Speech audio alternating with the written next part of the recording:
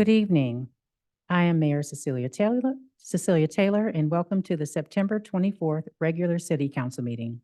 This is a hybrid meeting with City Council, city staff, and members of the public participating virtually and in City Council chambers. Tonight, we have in-person interpretation services available in the City Council chambers. Please visit the table in the back for a headset. For those in virtual attendance, please note that there is a globe icon near the hand feature on your screen. This will allow you to listen to tonight's meeting in Spanish through item G1 on the environmental justice and safety elements. For those who are participating at the Belhaven Community Campus and would like to provide a public comment in English or Spanish, please complete a speaker card and provide to the Associate Planner, Matt Pruder. Our interpreters this evening are Ricardo Perez Delgado, Javier Moron, Gabriela Alom, and Lina Escribano. Thank you all for your time and services today. Estimados asistentes, los servicios de interpretación en español estarán disponibles para el evento del Consejo Municipal de esta noche. Si están aquí en persona, el equipo se puede recoger en la mesa donde encontrarán a los intérpretes Lina Gutiérrez Escribano y Gabriela Zaya Salom. Para los asistentes a través de Zoom, hagan clic en el icono del globo en la parte inferior de su pantalla y elijan el canal en español para escuchar la interpretación, donde los intérpretes Ricardo Pérez Delgado y Javier Morrón estarán al cargo. Thank you. First, I would like to do roll call and introduce City Council members and staff present in council chambers. Myself, Mayor Cecilia Taylor, Vice Mayor Drew Combs, and City Council Member Betsy Nash. City Council Member Maria Dorr is joining virtually using provisions from the Brown Act. City Council Member Jen Willison is participating remotely under Assembly Bill 2449, Just Cause. City Council Member Willison, can you please provide a general description of the circumstances related to the use of Just Cause? Thank you, Mayor Taylor. It's an illness. Thank you. In accordance with Government Code 54953B.2.A, when one or more City Council member participates remotely, agenda items requiring actions will be voted on using roll call. This evening, the roll call vote will be taken in alphabetical order based on first name. Staff present include our Assistant City Manager, Stephen Stolte, Assistant City Attorney, Mary Wagner, and City Clerk, Judy Herron. Please note, public speaker time may be limited to 2 minutes if there are more than 10 speakers on one item. City Clerk Herron, would you please provide instructions to the City Council and members of the public on how the meeting will proceed? Yes, thank you, Mayor Taylor. And again, echoing a welcome to our September 24th City Council meeting. For members of the public who wish to provide comment on an item on tonight's agenda, after the mayor calls for comment on that item, if you are participating in chambers, we ask that you complete a speaker card at that back table and return to me at the clerk's desk. If participating virtually, you can engage that hand feature in the bottom of your screen.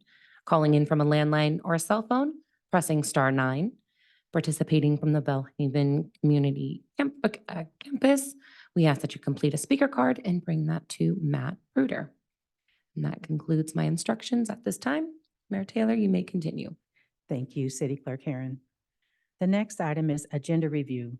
Agenda review provides advance notice to members of the public and city staff of any modifications to the agenda order and any requests from City Council members. Does the City Council wish to pull any items from consent calendar or informational items? Yes, I would like to pull F3. Thank you. Councilmember Dorr or Councilmember Willison, are there any items you'd like to pull? Thank you. Vice Mayor Combs. Public comment. Under public comment, the public may address the City Council on any subject not listed on the agenda. Each speaker may address the City Council once under public comment for a limit of 3 minutes. In some instances, speaker time may be limited. You are not required to provide your name or city of residence, but it is helpful. The City Council cannot act on items not listed on the agenda. Therefore, the city council cannot respond to non-agenda issues brought up under public comment other than to provide general information. First, I will call for public comment at the appropriate time for members of the public to address city council on any items under agenda sections, consent calendar, public hearing, regular business, and information items. City Clerk Herring, can you please call for general public comment? Yes, thank you, Mayor Taylor. And actually, I do need to return to the use of AB 2449 for City Councilmember Willison. City Councilmember Willison, can you please let us know if there's anyone over the age of 18 participating in or around your area? No, there is not. Thank you. Thank you so much. I appreciate that. All right, and now we can return to general public comment for items not on tonight's agenda. So for any member of the public who wishes to provide comment for an item not on the agenda, you are in person at the chambers. Please complete a speaker card at that back table and return to me at the clerk's desk. Participating virtually, engaging that hand feature, bottom of your screen, calling in from a landline or a cell phone, pressing *9. And if participating from BHCC, completing a speaker card and bringing that over to our staff, Matt Pruder.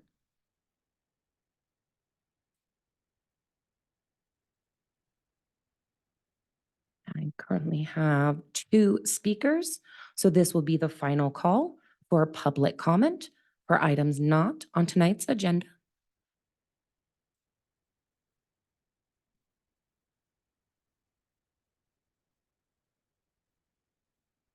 Okay, and I will check with BHCC. Matt, can you let me know if there are any speakers wishing to speak for items not on tonight's agenda? Good evening. Thank you. There's no one currently asking to provide public comment at this time at BHCC. Thank you. Thank you for confirming. All right, so we will take our 2 speakers here. So our first speaker will be John Butler, followed by Lucas Chin.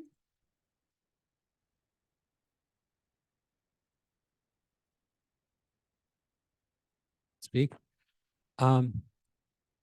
I'm here to speak on a topic that is thanks to Mayor Cecilia Taylor and Councilwoman Betsy Nash that we are pursuing together as a community. There are 4 members of the Menlo Park Atherton communities involved in what I'm about to speak about. But I want to point out that at the back table, there's literature on topics related to mental health and suicide prevention that you can take home with you. And if you need additional copies, feel free. We have more for later. So I'm here to present a PATH. PATH is an acronym for Path Alongside Together Helping. PATH is a community group that is in the formative stages around suicide prevention and mental health awareness for the city of Menlo Park and possibly in the future engaging with other cities. Our goal is to help people find the reason to live their lives, not to prevent something, but to help people see a path together for why they want to live. So it's an outlook of a sense of community, a reason to know that you belong, and a reason to know that someone cares about you, which our core group is bringing together other community members in the future to present events, to have fun things to do, to bring together a sense of why the terrible things that we talk about concerning suicide or mental health, serious mental health challenges did not have to block us from living lives that are our best lives and living lives with a future and a hope. In the AA prayer, it's God grant me the serenity to accept the things I cannot change. 1, to change the things I can. In community, we can do this. And 3rd, the wisdom to know the difference. So in community, sharing our group wisdom and our individual strengths in our creating this sense of belonging. So that altogether Menlo Park can be a community that uplifts our citizens in a way that perhaps other communities have not yet learned to do and we hope to engage with others along with our own citizens to make the world a better place in the simplest sense and an outrageously wonderful living experience in the most high sense. So thank you for giving us permission to pursue these things, Mayor Taylor and Councilwoman Nash. And myself, along with Jenny Michelle, we will be presenting in a bit. We'll speak more about suicide prevention. Thank you. Thank you for your comment. So our next speaker will be Lucas Chin.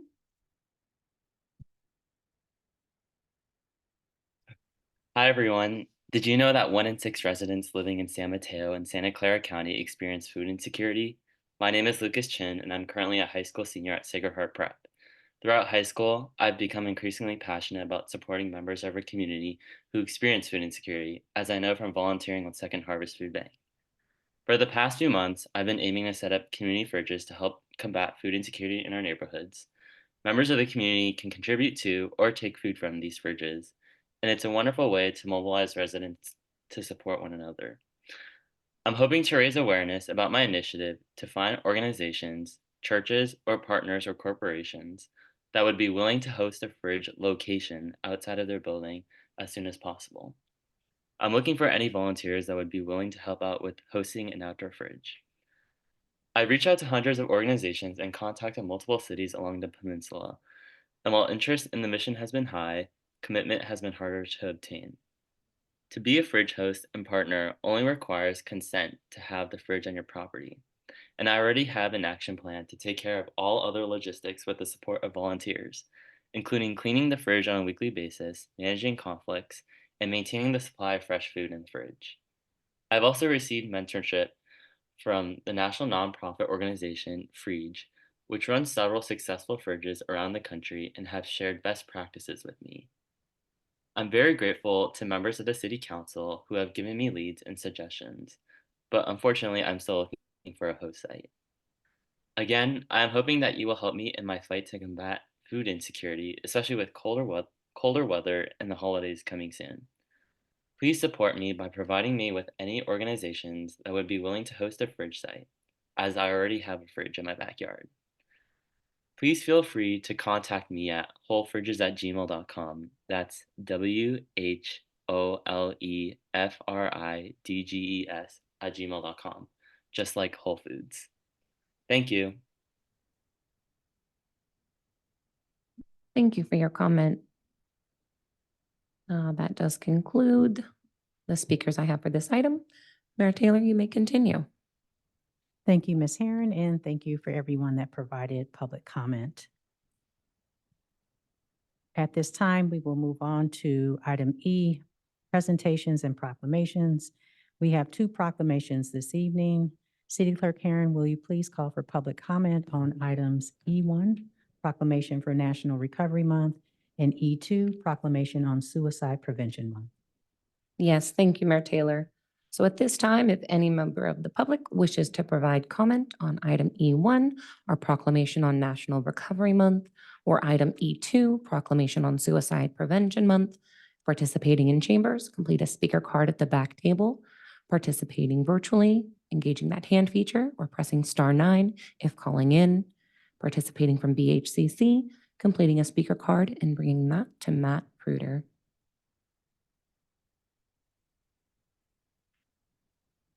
I currently have 1 speaker, so this will be the final call for public comment on our proclamation items E1 and E2.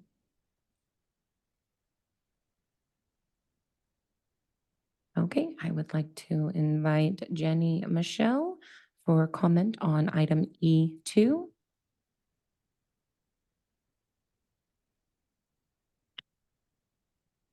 Dear Mayor, Vice Mayor, Council members, honorable staff, I'm Jenny Michelle, native of Menlo Park, D3 resident. Personal comments on Suicide Prevention Month proclamation. Firstly, I'd like to honor the 65 people who committed suicide in San Mateo County in 2023 by holding a moment of silence. I send my love to those family and impacted neighbors who lost someone in 2024. This year's theme for Suicide Prevention Month is Love Over Loneliness. Did you know that San Mateo County Board of Supervisors is the first in the nation to declare loneliness an epidemic? Our own Menlo Park Fire Board representing our district did the same. We're grateful for this leadership. Go us. The key to understanding emotional distress that leads to suicide or suicidal tendencies, and then to provide community support and intervention. Well, how do you might ask? I would suggest that you actually know the signs very well. Typically, we see folks talk about bullying on social media, but that's not the only pathway. Domestic abuse and violence, sexual abuse and assault, housing insecurity, being a veteran and feeling unable to reintegrate into society, job loss expected or unexpectedly, poverty and unable to meet your own physical and or financial daily needs, having a disability, having an eating disorder, harassment, bullying, extortion, or blackmail, wage theft in the workplace, super commuting to the job site, anything more than like 30 minutes in each direction. And lastly, climate collapse distress, most present in my age or middle-aged adults and young people. This can all lead to chronic stress, inability to problem solve, which then leads to emotional distress, suicidal ideation, creating a suicide plan, and ultimately suicide attempts. It is very possible that you know somebody experiencing these conditions right now today. They could even be in this chamber. The message is, it is okay to not be okay. I'm not okay at times too, but we can do this together. I believe in you. And if you are having a problem, please call 988 Star Vista at 650-579-0350. That's 579-0350.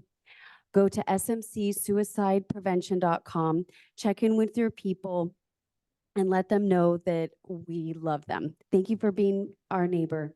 Thank you. Thank you for your comment. All right, that concludes speakers for our proclamations. Mayor Taylor, you may continue. Thank you. And thank you for the public comment. The first proclamation is National Recovery Month, which started in 1989, is a national observance held every September to promote and support new evidence-based treatment and recovery practices, the nation's strong and proud recovery community, and the dedication of service providers and communities who make recovery in all its forms possible. This year's national theme, Recovery is for Everyone, Every Person, Every Family, Every Community, highlights the needs to share resources and build stronger networks across the country to support the many paths to recovery. Mental health and substance abuse use disorders affect all of us, and we all are a part of the solution. The final proclamation is E2, Suicide Prevention Month. September is Suicide Prevention Month, a time to raise awareness of this urgently important crisis. This month is used to shift public perception, spread hope, and share vital information to people affected by suicide. The goal is ensuring that individuals, friends, and families have access to the resources they need to discuss suicide prevention and to seek help. Whether you are struggling with suicidal thoughts or are concerned about a loved one who might be, you are not alone. The San Mateo County community stands together to support those who are struggling and guide them to the help they need. Here to accept these proclamations is San Mateo County Suicide Prevention Committee member John Butler.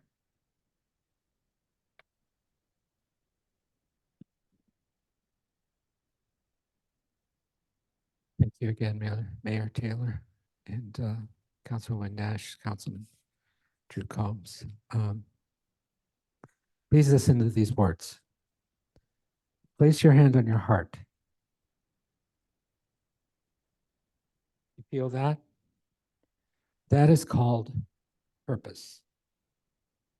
You're alive for a reason. So don't ever give up. You matter. September 10th was hashtag World Suicide Prevention Day, World Suicide Prevention Day. And traditionally, we put a candle in the window in remembrance of those of us that have passed and those of us that survived those that have passed. Thank you. In regards to, I want to make a comment on Recovery Month.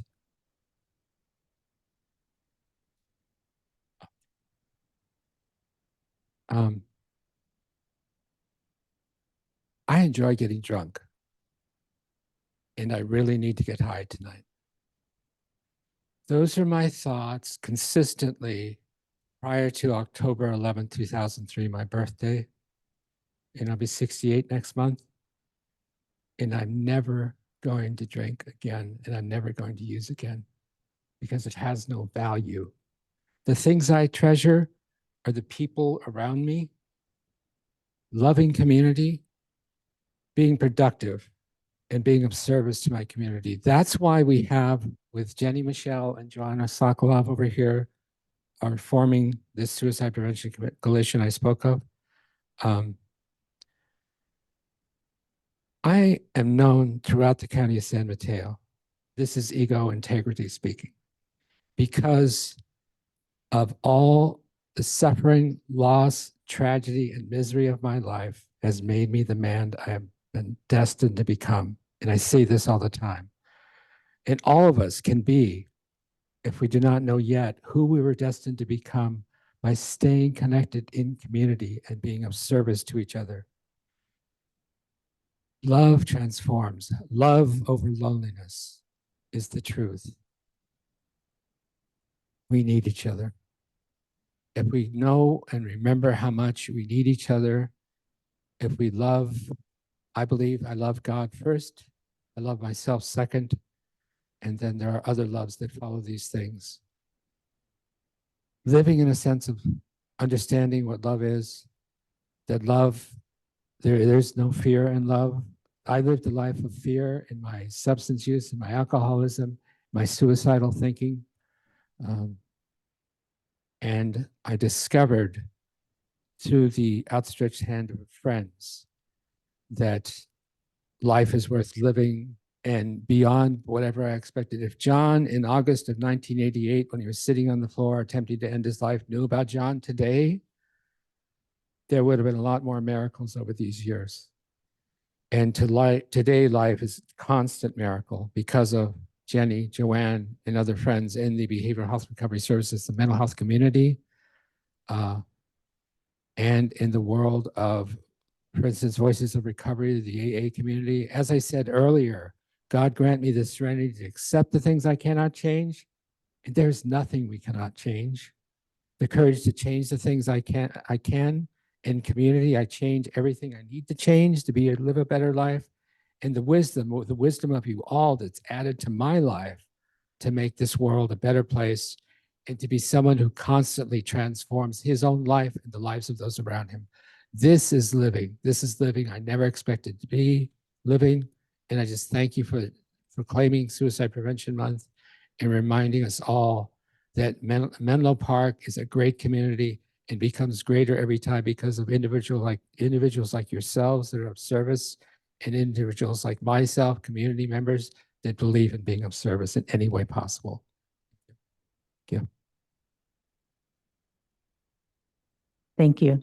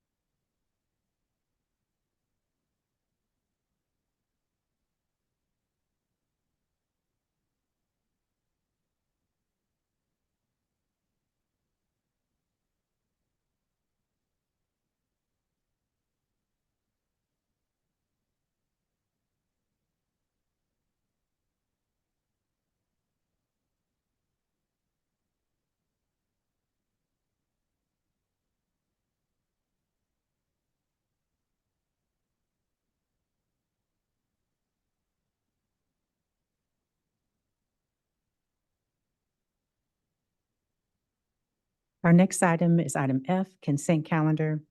Under the consent calendar, the city council may take action to approve routine business items in one motion unless a city council member, city staff member, or a member of the public requests that an item be discussed or continued to a later date. City Clerk Herron, do we have any public comment on the consent calendar? Thank you, Mayor Taylor.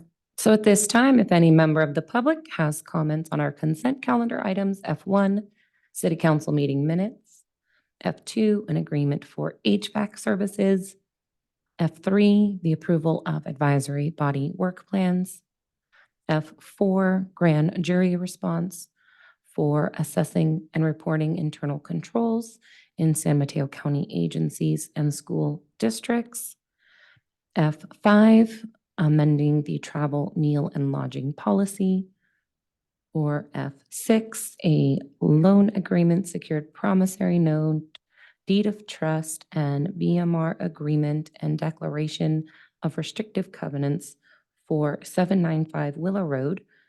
If participating in chambers, completing a speaker card at that back table, returning to me at the clerk's desk.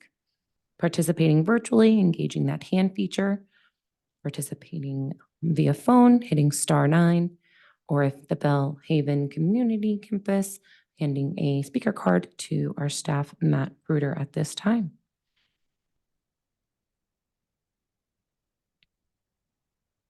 So this will be the final call for public comment on our consent calendar items F1 through F6. And Matt, I will check in with you at BHCC if there are any speaker cards for consent calendar. Thank you, City Clerk Herron. At this time, I have no comment cards and no one is requested to speak. Thank you.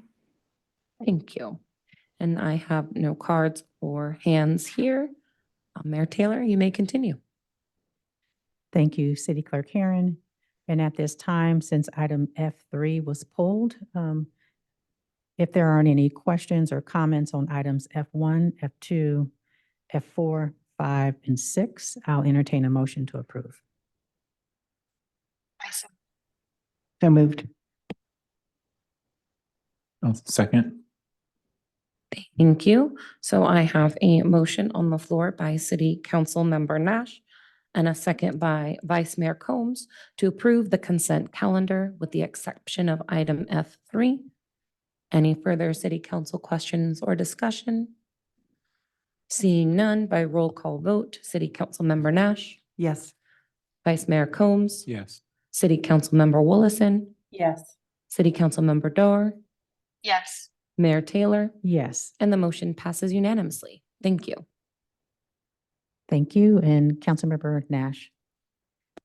Thank you. So I wanted to comment on the work plan goals identified by the Finance and Audit Commission.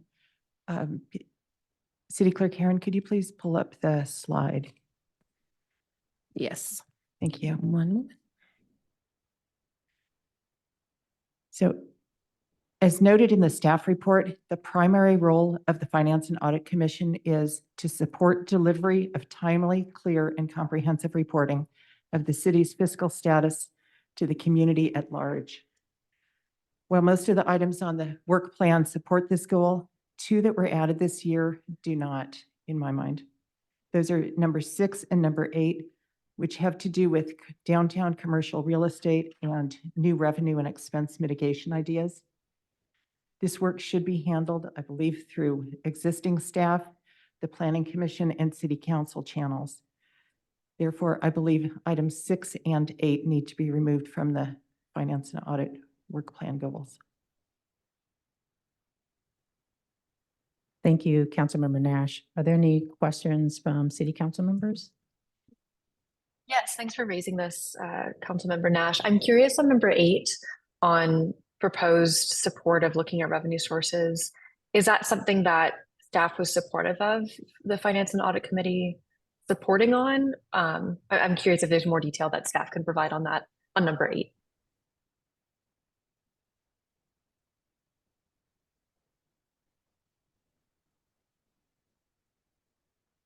Are you looking for, sorry, this is Jared Hansen, Assistant Administrative Services Director. Are you looking for something specific on that item or just what got added to that particular item?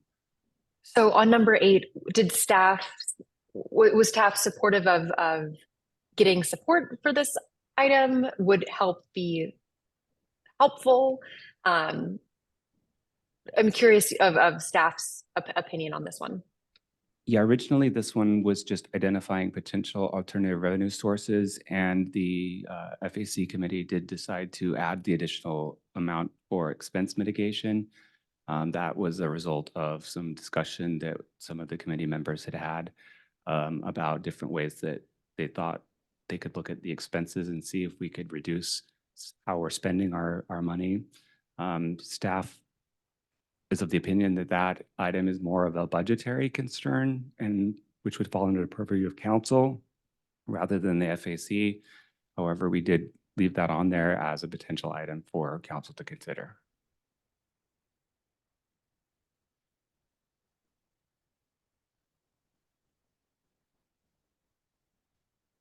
Are there any follow-up questions for staff?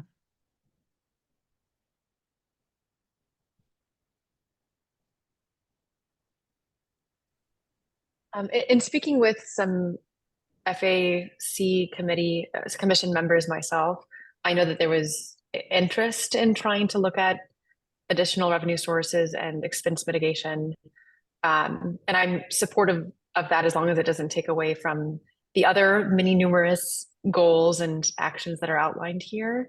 That if there's extra time, spending a little time on that doesn't seem harmful to me. But I agree with removing number 6. Vice Mayor Combs? Yeah, I'm aligned with removing 6. Is that even a thing that anyone in the city bureaucracy is working on or focused on at all? What, like, so the assistant city manager. We are currently looking to rebuild our economic development program, so it will be a greater focus. Currently, we have an interim economic development manager that does spend a fair amount of time trying to match businesses who would like to locate in Menlo Park to the most appropriate square footage space or whatever needs they have for their particular business. So we are providing that type of customized service for businesses that could potentially address vacancies. I'm not sure our focus is entirely on increasing city revenues to fill vacancies. It's more about allowing business growth and vibrant downtown. Thanks. Yeah, I think I would be of the opinion that number 6 is beyond the scope of what I would consider the purview of the Finance and Audit Commission. Regarding number 8, it's just, to me, it's like so broad, like, right? And so like potential expense mitigation opportunities, well, there's like tons of things that you can do to mitigate expenses, or tons of things you can do to create revenue. And so like I would be like, for me, the appropriate engagement on something like this would be for council to give specific direction and sort of like frame that very specifically, look at expense mitigation in this area, like, right? Or look at possible revenue sources like within this, spectrum. But I wouldn't think that, and as it's written, maybe there is some like detail that I'm not getting that everyone knows that limits this in some way. But as it's written, it's very, very broad. And so in that sense, I would say that like, I would probably in favor of removing it or giving direction that like if you want to, then could you narrow and give some council some sense of like what you consider as some of the options here. Although, as I said before, normally that would be something that come from council to go to them, but I'd be open for them to bring that to us, but they would have to narrow the scope a bit. Thank you, Vice Mayor Combs. Councilmember Willison? Thank you, Mayor Taylor. I'm in alignment with Vice Mayor Combs. I think, depending on your vantage point, looking at expenses can be a very administrative task. But as we all know, as the elected body of this city, all of the services we provide have a constituency of users and people who have very strong feelings about those services. So I would be concerned about a commission looking at things in a bit of a vacuum and then making recommendations that we would not want to support based on what we know as the liaisons with our residents, what would or would not be acceptable to our community. So I agree, if we have a specific narrow focus to request that activity, or if the expense was related to financing and auditing. So if there was an auditor or some financial process that we could save money on, but just to kind of look at the city with a broad net makes me a little bit concerned from the commission level, not being at the elected level. Thank you. Thank you, Councilmember Willison. And I agree with the feedback that council has provided. And just a question, City Clerk Karen, or to our Assistant City Attorney, do we just make the motion to remove those two items off this agenda item, off of the work plan, and then vote? You can either do it as one motion, to approve with amendments, or you could take it as two separate actions. Okay, thank you. So at this time, I will entertain a motion. So I would like to move the work plan goals forward with the deletion of the Finance and Audit Committee items number 6 and 8. And just one other thing before I actually have a comment, but not on the Finance and Audit Commission. I have a comment that I wanted to make as far as the recommendation, the goal to support and advise the Youth Advisory Committee. I believe that the Youth Advisory Committee already has parameters, so I don't think we need to add that new goal. And I just want to make sure that we give our youth enough space to be creative on their own without a lot of interference from staff.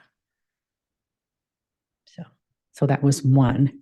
The second is actually for the Library Commission. One of the new goals for the Library Commission is to advise staff on early childhood education programs at city-run child development centers. And since the City Council, we have not come to any decisions about our child care program. So I'm wondering if now is the time to add that to the work plan, or should that be added after it comes back to the City Council? So we haven't made a decision. We just had a study session, and I don't believe that this recommendation came out of the study session. So I just want to make sure we're doing things in the appropriate steps. So those are the two changes I would like to make. So now I'll go back to if any city council members wanted to add any comments or questions on my suggestions. Thank you. Mayor Taylor, just for my own clarification. Yes. So in reference to Complete Streets Commission work plan, was there a specific number or bullet that you were referencing? And I guess the same question for the Library Commission work plan. Okay, for the library work plan, on page F 3.3, it has goals that are new.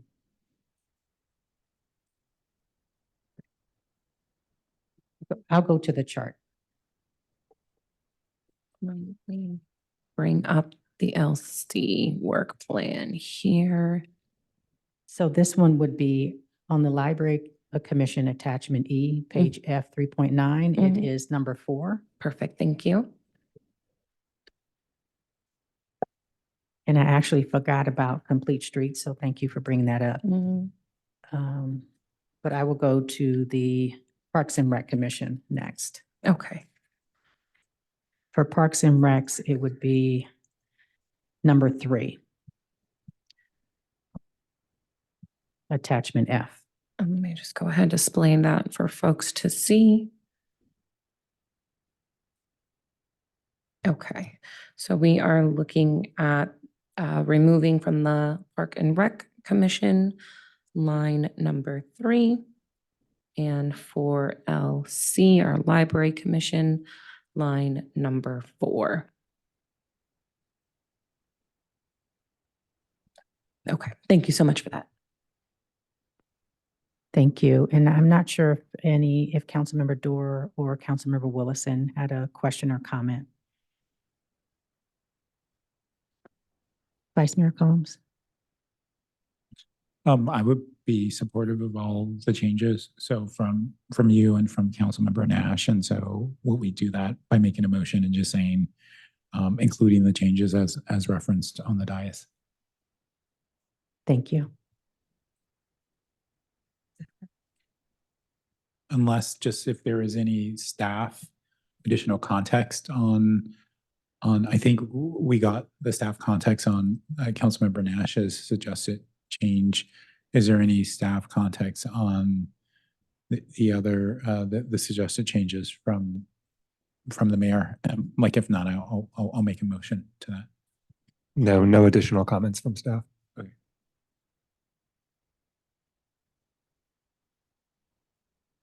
And I'm happy to amend the motions as such. Thank you. So I have a motion on the floor by Vice Mayor Combs and a second by City Council Member Nash to approve advisory body annual work plans for the Complete Streets Commission, Environmental Quality Commission, Finance and Audit Commission, Housing Commission, Library Commission, and Parks and Recreation Commission with amendments to the FAC, the LC, and PRC work plans. Any further City Council question or discussion? Do we need to make specific, you've got, I have the Okay. direction in the minutes as well. thank you. So. And just to recap, it would be removing items number 6 and 8 from FAC, item 4 from LC, and number 3 from PRC.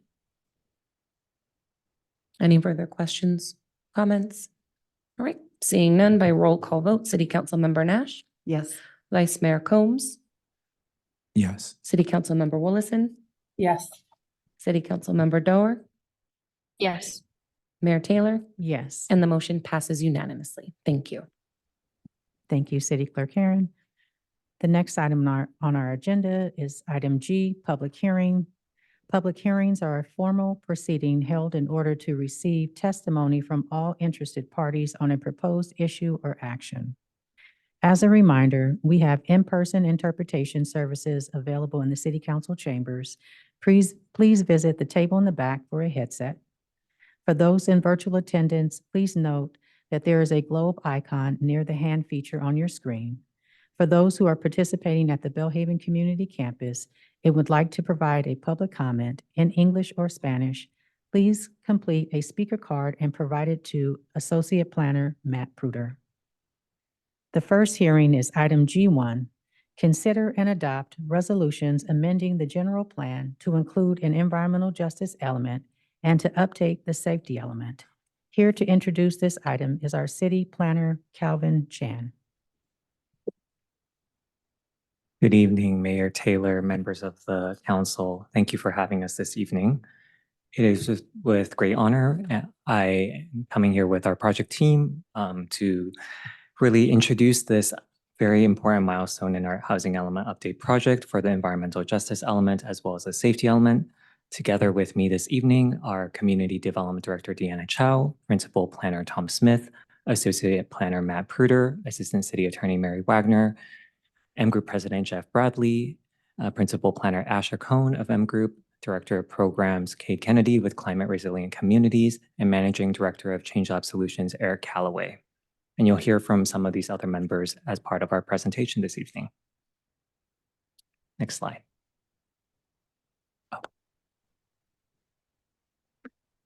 So for this evening, our presentation will include a summary of different project milestones as well as community outreach efforts.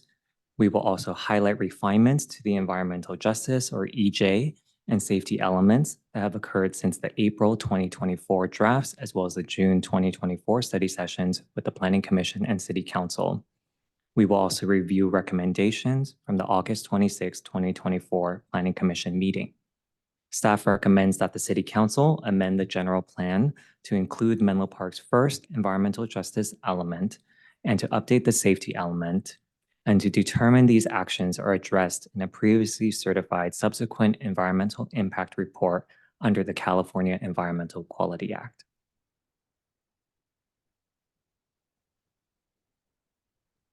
The first section of our presentation will cover some project milestones and community outreach. Beginning in 2021, the development of the 2023 to 2031 housing element, the preparation of the environmental justice element, and the update of the safety element, collectively called the Housing Element Update Project, has been a multi-year effort led by city staff and a team of consultants led by the M Group. The City Council adopted the 2023 to 2031 housing element in January 2023 and amended it in January 2024. The State Housing and Community Development Department, or HCD, certified the city's housing element in March of 2024. The adoption of the city's first EJ element and the update to the safety element would be our remaining two milestones to complete the housing element update project. These two elements, along with the land use, circulation, housing, open space and conservation, and noise elements, make up the city's general plan, which guide planning decisions across our Menlo Park community.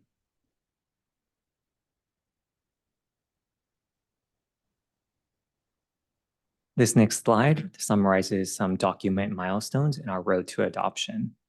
In April of 2022, the city released the Neighborhood Profiles of Environmental Justice Considerations report, which provides a summary analysis on different Menlo Park neighborhood, social, economic, and environmental conditions. This analysis was the city's first step to identify disadvantaged communities as defined by state regulations and referred to in our Menlo Park community as underserved communities. The neighborhood profiles informed an extensive and thorough community outreach and engagement process to help determine the priorities and plans for improvement. In December of 2022, the initial draft of the EJ element and safety element update were released. In April of this year, a revised draft of the EJ element and safety element update were released following meetings with the community, Planning Commission, and City Council. This summer, additional community meetings were held, as well as meetings with the Planning Commission and City Council, and a revised draft of both the elements are being presented today for adoption consideration. For the next couple of slides, I will hand the presentation over to Kate Kennedy with Climate Resilient Communities to discuss how the city, as well as with Change Up Solutions, work together to engage the community in robust conversations and learn through different methods the priorities of the community and ways to advance environmental justice and safety.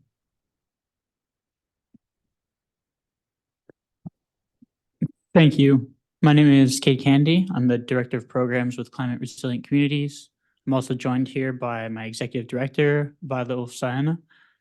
And I want to start with a little bit of the larger context that began this process. The City of Menlo Park undertook this effort because of its recognition of the disproportionate burden Belhaven residents face from climate hazards and pollutants. For example, Belhaven residents are more than twice as likely as other Menlo Park residents to experience weather-related damage to their home, experience mold in their home, and experience heat stroke. 48% of Belhaven households reported they'd had a family member affected by asthma versus just 17% of the rest of Menlo Park. These disparities are the result of redlining and racialized zoning practices, implicit and explicit segregation, and a system that today still places Belhaven students in their own school district. Recognizing this history, the Menlo Park City Council, in fulfillment of its requirements under SB 1000, embarked to create the environmental justice element of their general plan. The city should really be commended in making a sincere investment in this work, All too often, community engagement efforts that are shallow end up only reproducing existing social hierarchies and inequalities. And it's only when engagement is really robustly invested in and brought about deliberately that it can subvert and overturn those systems. It's only when new people begin to engage in the process that you start to see the process change. And I'm really excited that that's what we've been able to do with this process here. In March of 2022, the outreach process began with the creation of the Belhaven Climate Change Community Team. This group of residents, community leaders, and nonprofit representatives have been meeting monthly ever since, and have even taken on their own projects to create the change they want to see in their community. They've distributed more than 60 air purifiers to their neighbors, organized a disaster preparedness workshop for over 100 Belhaven residents, and are now organizing block-level disaster resilience by giving key community leaders solar generators and working with the churches and faith community.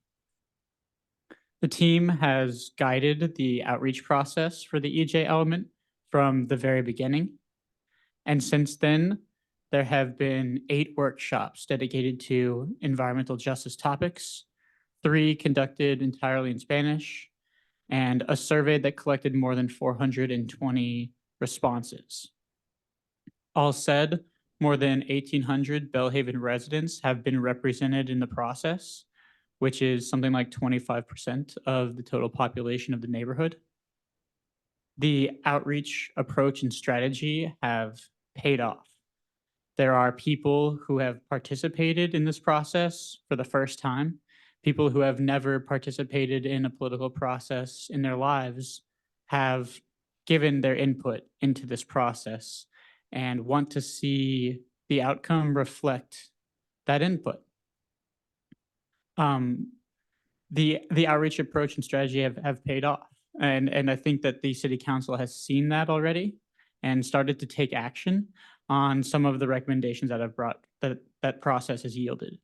For example, the planning commission meeting to adopt the draft and issue recommendations had more than 30 Belhaven residents in attendance and was hosted at the Belhaven community campus. And though we couldn't repeat that today, it's a testament to the efficacy of the programs included in the EJ element.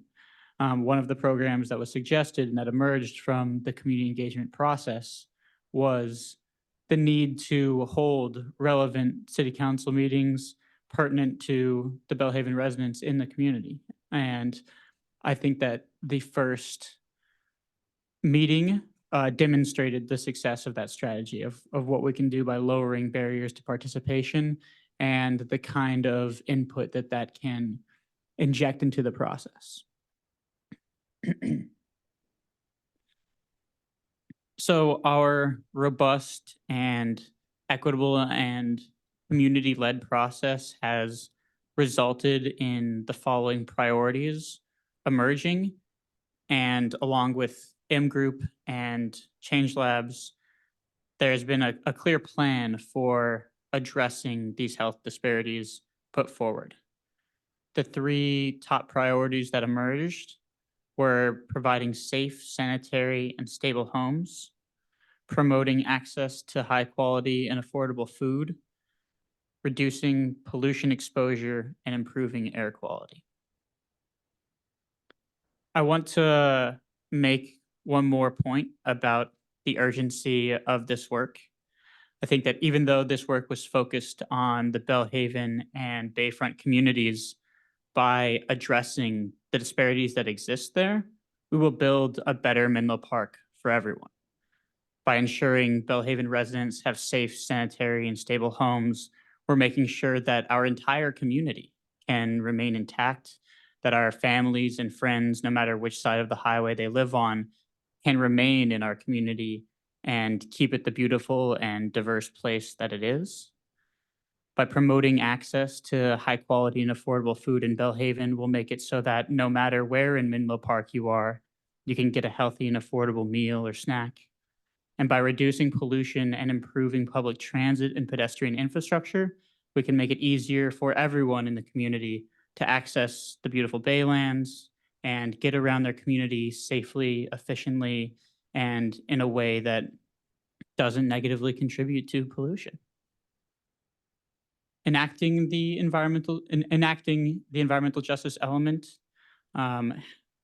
has been formulated through a truly equitable and comprehensive outreach effort is what is demanded by justice as recompense for decades of the consequences of oppression. It is also the only way we'll achieve our collective climate goals and create a better city for everyone. If we want to improve the city as a whole, we have to focus our attention on addressing these disparities. By enacting and implementing the environmental justice element, we'll take another step toward a Menlo Park with safe and stable homes, access to healthy foods, and fewer harmful emissions, a place where everyone can sleep, eat, and breathe safely. Thank you all for your attention, and I'd like to turn it over to Eric from Change Labs to talk about the action guide as it's been constructed. Thank you. Thanks, Cade. I'm happy to be here tonight. To start off, from my experience, I just want to say that the community involvement in this process has been excellent. And I think that you can see that and hear that from the summary that Cade just gave and the summaries that he has given at previous city council and planning commission meetings on this project. And because of that, the city received a lot of really great ideas about what to do to advance environmental justice in Menlo Park. And along with all those great ideas was a consistent theme that I heard and that we all heard from the community, from city staff, from planning commission, and from city council, that everyone wants to make sure that the policies and programs and actions in the EJ element are implemented, that community concerns are addressed, and ultimately that environmental justice goals are achieved. So in other words, nobody wants a plan that just sits on a shelf and nothing changes. So to help ensure that that doesn't happen on this project, the city went through a pretty extensive process to organize all the community input that was received and to coordinate across all the departments that will ultimately be involved in implementing the EJ element programs and actions. And the goal was to pull all that information together in a way that the city can use in realistic ways to make decisions about what to focus on, when, and why over time. So all of that work kind of behind the scenes is what's behind the action guide that you're going to hear about shortly. And that action guide will not only help coordinate city efforts, but it also, I think, can play an important role in providing transparency for the community and help show how the community's priorities and the community's input is being reflected in city actions and being addressed in a real way over time. Back to you, Calvin. Thank you, Mr. Kennedy and Mr. Callaway. The next section of our presentation will be talking about some highlighted efforts in our preparation for adoption. Following the 2 community meetings in Belhaven in May and 2 study sessions with the Planning Commission and City Council in June, the project team revised the EJ and safety elements in response to community input, as well as commission and council feedback. For each element, a revisions and feedback log is provided to record feedback from the study sessions and also identify how the comments were addressed in the revised elements.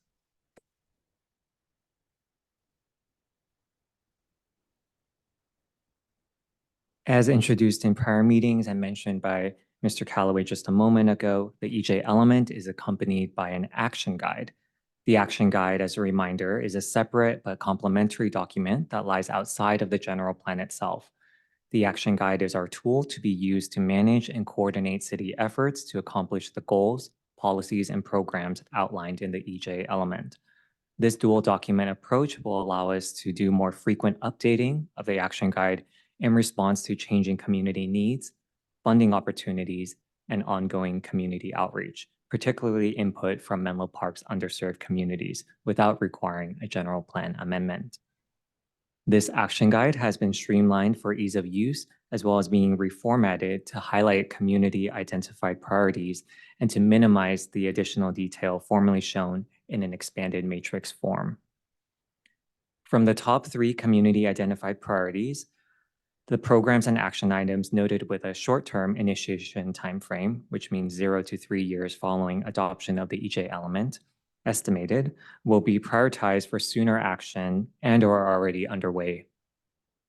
City staff, community partners, outside agencies, or a combination of these parties may help to implement these different actions and programs. The action guide will be maintained on the city's website and is intended to improve accountability by being more adaptable and responsive to community needs as well as opportunities. Since the council last considered the EJ element, there are some highlighted updates which we would like to discuss at this moment. There has been a new action item, EJ7E1, added to focus on providing environmental safety resources at the Bellhaven Community Campus and to also consider having a concierge or dedicated staff or resources to provide outreach. Program EJ7J was revised to increase opportunities for accountability and reporting. A new program EJ7K was added to clarify the updating process as well as ongoing community outreach. And lastly, a new program EJ7L talks about council being able to consider these environmental justice priorities suggested by the community during its annual priority and goal setting workshop. The Planning Commission met a few weeks ago to consider and recommend the EJ element as well as the safety element. And the Planning Commission had a couple recommendations, which we'll go over in just a moment. Public comments expressed at the meeting of August 26th of the Planning Commission expressed general appreciation towards city staff as well as climate resilient communities for the advancements of the EJ and safety elements through a very robust community outreach and engagement process, and for the multiple rounds of revisions to the documents to really tailor the long-range plans to community priorities. Public comments also expressed the need for pursuit of ongoing community outreach in multiple formats. This would be advancing goal EJ7, as well as the pursuit of improvements for public transit users and pedestrians, such as bus shelters, benches, shade structures, and regularly maintained lighting. The Planning Commission adopted its resolution recommending adoption of the safety element update as presented, and a resolution recommending adoption of the EJ element with 2 modifications that you see on your screen. And these are already reflected in the City Council's draft resolution for EJ element adoption. Staff supports these modifications to the EJ element. If approved by the City Council, the EJ element action guide will be updated to reflect these changes.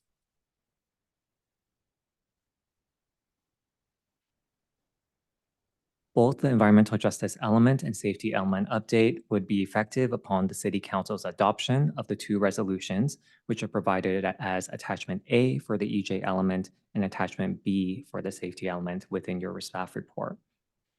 Staff is in the process of exploring different options for presenting the EJ element action guide in an online public-facing dynamic manner and will provide notice to the community when the online action guide is available. In 2025, there will be updates to these efforts, some of which are happening already. For example, developing an anti-displacement strategy, supporting home rehabilitation, as well as developing an urban forest management plan. These efforts will be presented in annual reporting for the EJ element, specifically pointing to programs EJ7J as EJ7K, which we looked at just a moment ago. In addition, the City Council will consider community-identified environmental justice priorities during its annual priority and goal setting workshop, reflecting back to program EJ7L. In conclusion, staff recommends that the City Council adopt the resolutions to amend the general plan to include Menlo Park's first environmental justice element and to update the safety element, and to also determine that these actions are addressed in the previously certified subsequent environmental impact report under the California Environmental Quality Act and as recommended by the Planning Commission at their recent meeting. That concludes staff's presentation, and we are available for any questions. Thank you. Thank you for your presentations And at this time, wanted to find out if any council members online or in chambers have any clarifying questions before we go to public comment. Well, at this time, we will open the hearing, and City Clerk Herron, can you please call for public comment? Yes, thank you, Mayor Taylor. So at this time, we've opened our public hearing for item G1, consider and adopt resolutions amending the general plan to include an environmental justice element and to update the safety element. If any member of the public wishes to provide comment and you are in chambers, please complete a speaker card at that back table and return to me here at the clerk's desk. Participating virtually, you can engage that hand feature. If calling in from a landline or a cell phone, pressing *9, or if participating from BHCC, completing a speaker card and returning it to our staff member, Matt Bruder.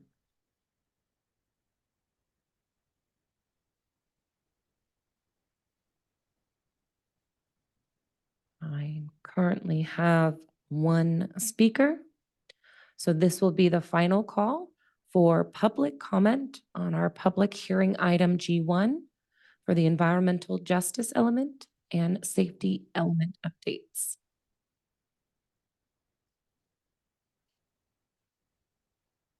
Okay, Matt, I will check in with you to see if we received any speaker cards.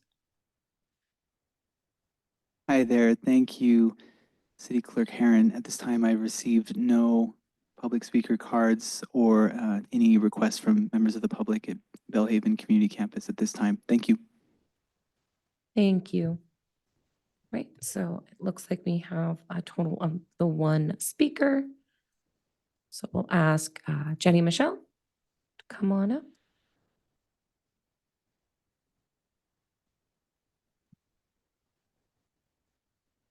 Dear Mayor, Vice Mayor, Council members, honorable staff, I'm Jenny Michelle, D3 resident, personal comments. I support the action guide as outlined by staff, especially that environmental justice be a priority considered in the annual city priorities process, which allocates funds, resources, and staff time. After speaking with Bellhaven residents, the outline EJ element action guide needs to be very digestible, like break it down into what it means to residents, what they can expect, how to participate, and what's important or why it's important for all districts. Linking resources for redundancy is also really helpful. For the Planning Commission, EJ 6D6, improvements to transit is key. The social determinants of health are the focus, and reinforcing alternative transportation options. Example, a single combustion vehicle can emit over 10,000 pounds of CO2 annually, and a single tree only absorbs 48 pounds of CO2 annually. So therefore, you need about 211 trees to offset one vehicle. So this priority is the best bang for your health buck to achieve health benefits. Otherwise, congratulations to all the stakeholders who invested their time, energy, and resources into this adoption. Hashtag love your service to our city, Jenny from the block. Thank you. Thank you, Jenny. And before we turn it back to the mayor to close the public hearing, I did want to offer just one more opportunity for any public comment on item G1 related to amending the general plan to include environmental justice element and update to the safety element. Okay, it does look like I had an additional hand raise on Zoom. So Matt over at BHCC, I will check in with you for a final time to see if we received any speaker cards from BHCC. Thank you again, City Clerk Herron. To clarify, I've not yet received any comment cards still, so it appears there's no requests from BHCC. Thank you. Thank you for confirming. All right, so we will take our final commenter, Pam Jones. Good evening, Mayor and staff and CRC. I just want to express my gratitude for the process and the results. It's not perfect. We can always come up with something more, but I don't think that that is really important at this time. I do want to kind of put a period on it in saying that we really need to be extremely serious about our anti-displacement measures. And that's going to be an ongoing thing, kind of like planting trees. But again, thank you, and thank you. Thank you for your comment. Okay. Seeing no further hands or cards. Mayor Taylor, you may close the hearing. Thank you, City Clerk Herron, and thank you for everyone that provided a public comment. I will close the hearing at this time and bring it back to the dais, both virtual and in person. And I will, not sure who wants to kick off the questions. Councilmember Nash? Thank you. I was wondering if staff could could respond to the comments from Nuestra Casa and Save the Bay. They came up with 8 comments, and are they able to be incorporated into the document? Thank you, Councilmember Nash, for bringing up this item of correspondence that our project team received. First off, we would really like to thank Save the Bay as well as Nuestra Casa to take the time to review our very extensive document and provide their very valuable feedback. Staff did have an opportunity to review from different departments and divisions, including but not limited to the Public Works Department, Community Development, Sustainability Division, and more, as well as the City Manager's Office. And we do recommend the inclusion of some of these policies and programs, some with modifications, and some of them we would recommend not including at this time for various reasons. If the council would like, I can go over each of these at this time. Yes, please. Thank you. Thank you. So starting referencing the table that you see on your screen, with regard to EJ Policy 2.3, this was a former policy that was included in a prior iteration of our EJ element. And the recommendation from the letter is to bring it back. Staff's recommendation is to not bring it back at this time because the ideas that are captured in Policy 2.3 were then distributed into Policy 2.1 as well as 2.2 in your EJ element now. Policy EJ 2.1, I'll just read because we don't have that in front of us. So just for the record, policy EJ 2.1 says to prioritize pollution reduction, air quality, both indoor and outdoor, and water quality programs to reduce inequitable exposure in underserved communities.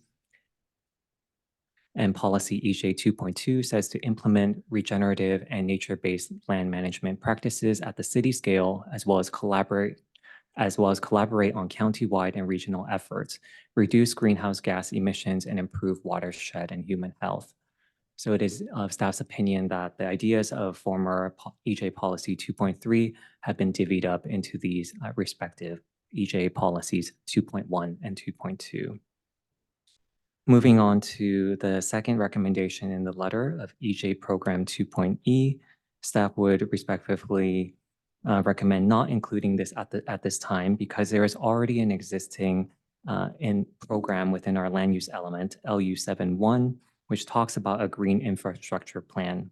And the focus on the green infrastructure plan is really on improving stormwater quality at its primary goal, with impacts to flooding as a secondary measure. So we do believe that this is already covered in our general plan in a separate measure. With regard to the third recommendation from the letter, EJ Program 5.A, staff does recommend acceptance or incorporation of the recommendations with some modifications. The modification that we would recommend is to, instead of the word advocate, we would say coordinate with regulatory and regional agencies. So reading the part in red aloud, it would be identify potential closed, remediated, contaminated sites at risk of groundwater rise or sea level rise, work with CBOs and underserved communities to coordinate with regulatory and regional agencies for contaminated sites to be remediated at a level that protects community health under current and future flood conditions. So just taking that recommendation, but modifying and expanding on the coordination efforts.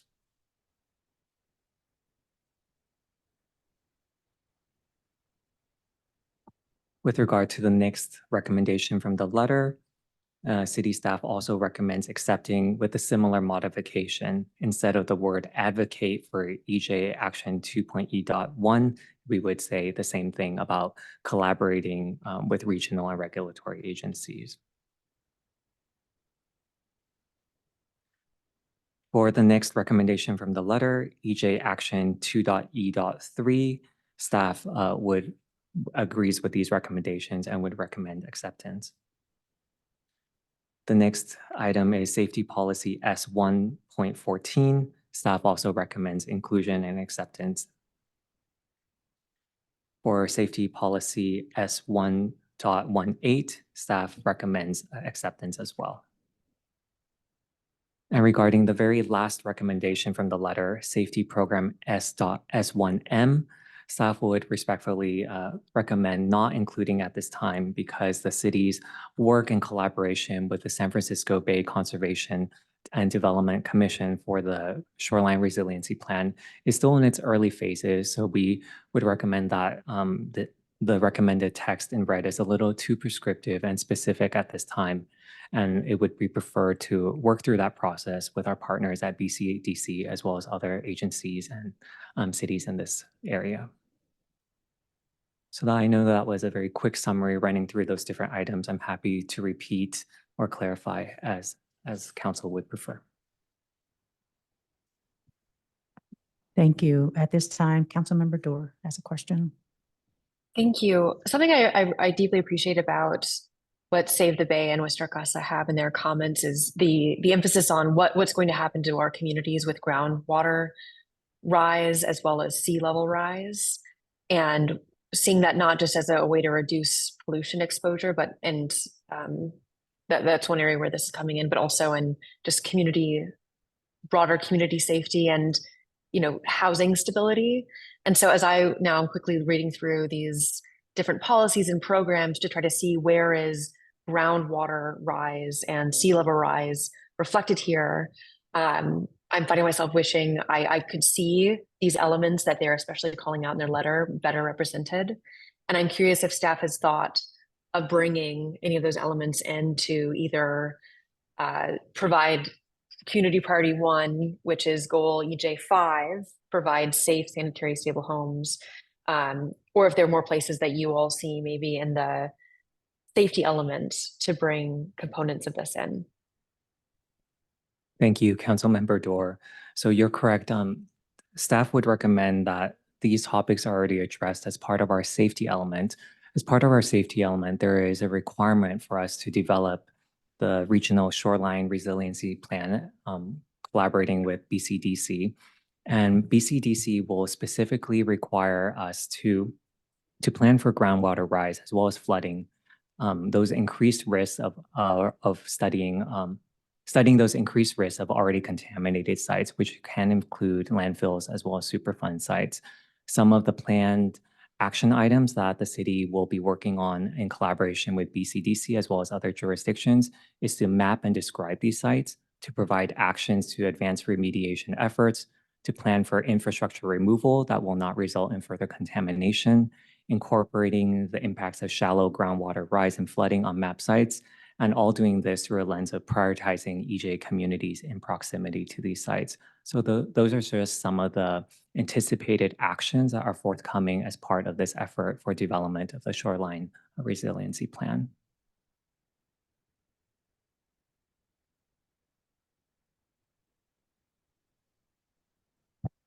Thank you, Mr. Chan. Councilmember Nash, do you have any follow-up questions? Thank you. I guess the only one that I'm still holding on to, I appreciate all the comments and the changes that you're making, is the final one on the safety program S1.M. Could you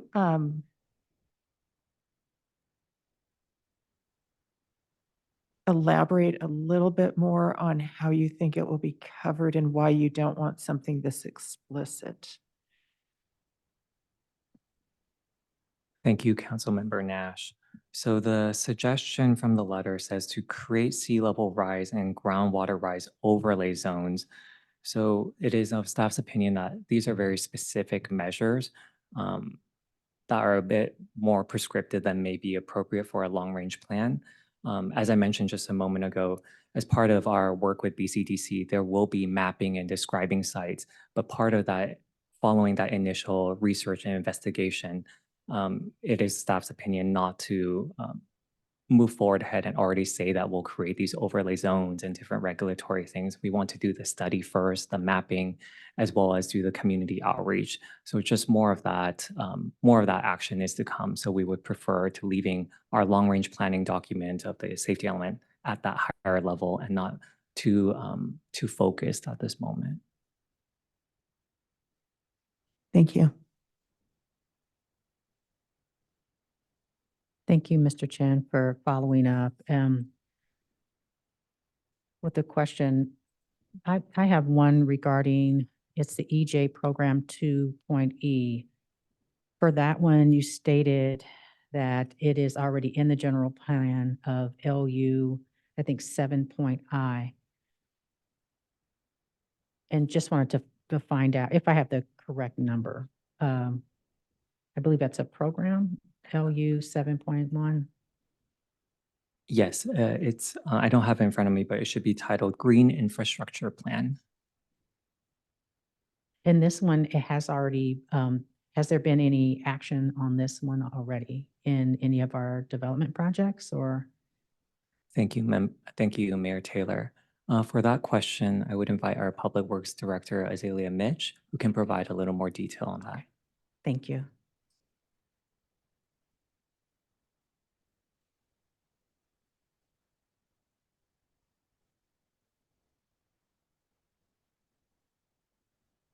Hi, good evening, Mayor Taylor, council members. Can you all hear me? Yes.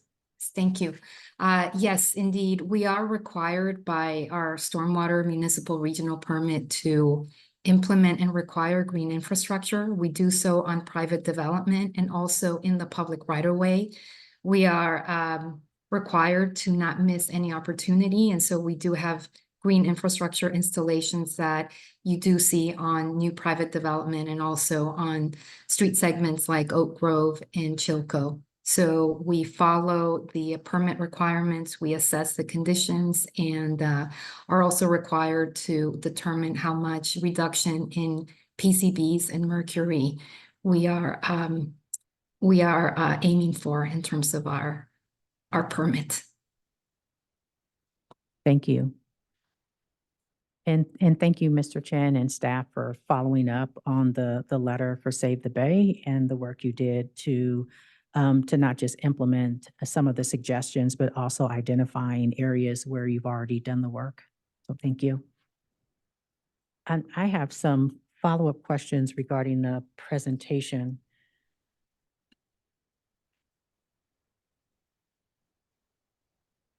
And this is with EJ 6. I believe it's D.6.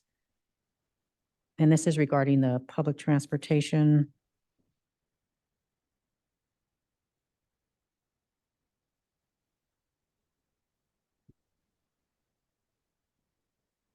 Yes.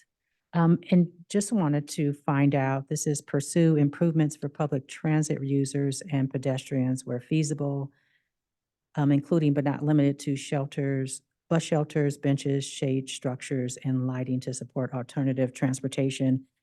Is it possible to add at the bus shelters, at least with the city-owned bus shelters, to have relevant information in the bus shelters? Right now, there isn't, some of them don't even have a guide to where the buses go. So I just wanted to find out if that could be added. And relevant information means advertisements for commissioners, bus information, where to find healthy food, just some kind of relevant information. Right now they're empty, so I'm just wondering if this is an opportunity to add that. Thank you, Mayor Taylor. I think that is definitely something that staff could explore as part of our goal EJ7. It talks about like engaging the community and really having the community as a very active part of advancing environmental justice. So certainly the dissemination and availability of information is part of that. So I definitely think including resources to that effect could be looked at. Okay, thank you. Let's see.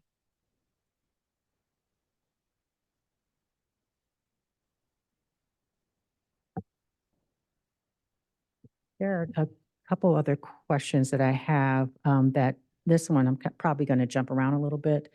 One of them is on page G-1.1, the first page of the staff report under policy issues. I'm just wanted to add, the city is committed to advancing equity and addressing potential environmental health risks. I think that we need to add addressing existing and potential health risks with the number of folks who have asthma. I'm just looking at the health disparities that are listed that I would like to add existing. Thank you, Mayor Taylor. Certainly, the existing conditions were definitely considered as part of the Neighborhood Profiles of Environmental Justice Considerations report that was issued in April in 2022. So in a way, our EJ element development has always started from where we are today and where we hope to be tomorrow. So the existing conditions, I would respectfully offer, are already part of and baked into our EJ element development. I appreciate that feedback. A part of it for me with the existing conditions is also looking at the anti-displacement because that's an existing condition. So I feel like it needs to be included. The environmental injustices aren't going to change quickly enough. It was something that's going to end at the end of this week. It would be different, but this is a long term. And just thinking about I'll call them legacy residents, folks who've lived in the community for a long time versus someone who's moved in just a couple of months ago. To me, it's the existing for that community specifically. And then since I mentioned, and I believe someone on public comment mentioned anti-displacement, just looking at, make sure I have the right one. Not sure what page it is, but the anti-displacement list on page G1.240, I believe. Yes. And on here, I don't see any mention about the racial disparities as far as an anti-displacement, as a part of the anti-displacement measures. And I know that the Fair Housing of Northern California has come out with some data just around certain folks, both Black and Latinx, that have the higher rates of displacement. And so I think a part of the strategy needs to include the racial disparities too.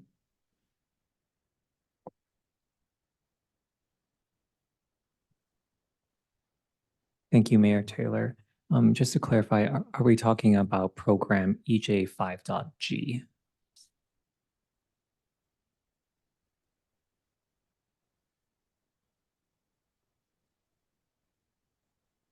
Yes. Okay.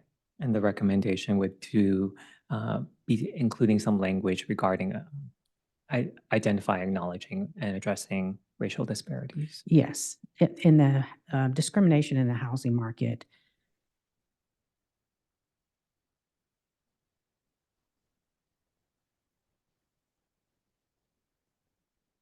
And I have one other comment for right now, and that is on page G1.253. And I'm not sure which program it is. It's EJ3.E.1. And this is coordinate with Ravenswood School District to help publicize affordable aftercare options. So if we're just thinking about the neighborhood, also including Beechwood as well.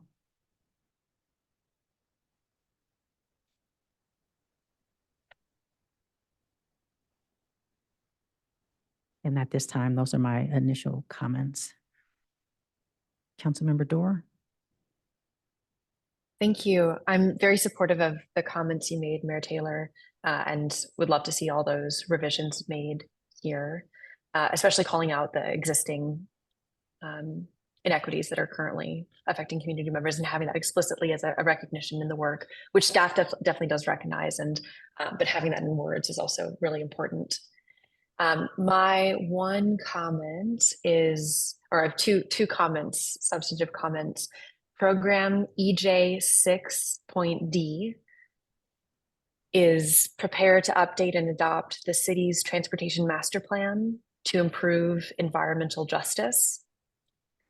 And a lot of other program classified items here are very specific and explain what is needed to be done to address environmental justice.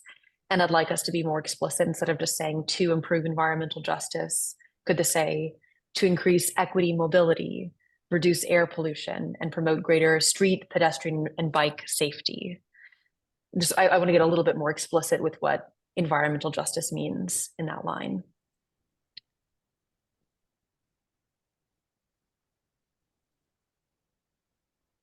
I'm not sure if there's a comment on that one back from staff, but another note I just had here as I was reading through these, program EJ 5.D talks about wanting to develop a community land trust or some other fiscal vehicle to purchase land for deeply affordable housing. And as I read this, I was struck by, my goodness, what an opportunity we have with the downtown parking lots, which are kind of set up in a community land trust that we already own as a city to help us live into this goal of EJ 5.D of building more deeply affordable housing in the downtown land that we own. And so was just excited to see that and reflected already in something that we have going on with the housing elements. So I wanted to lift that up. And reflecting more broadly, I just want to express my gratitude to CRC and to other community partners and leaders, to Mayor Cecilia Taylor for building, and all the council and the staff for building out this really thoughtful process. Process matters. The steps taken to build and create something in community matters. And I am so impressed by this thoughtful, long process that has been done here. And I am so excited and eager to see us implement this. I'm really glad to see annual reporting explicitly called out, because we must measure what matters and measure it if we want to actually see things tracking our progress over years. And so I'm really glad that that accountability is included here. And I'm hopeful that we can help make some of these goals and dreams of the future for our whole community a reality here. So thanks. Thank you, Councilmember Dorr. Councilmember Willison, Vice Mayor Combs, or Councilmember Nash, do you have any additional questions or comments for staff? Thank you, Mayor Taylor. I just wanted to echo the appreciation to everyone involved in developing this robust plan.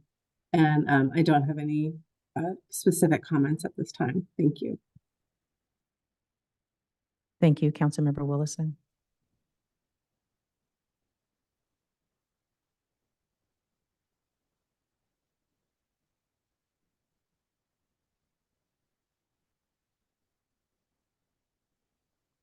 I have probably two comments. One is, I don't remember if it was on the slide, but one of the goals was to consider a staff liaison at the Belhaven Community Campus. Yes, that's a part of EJ 7.E1. And this is a question of mine, it's just, is there a possibility to hire someone directly from the community to serve the community?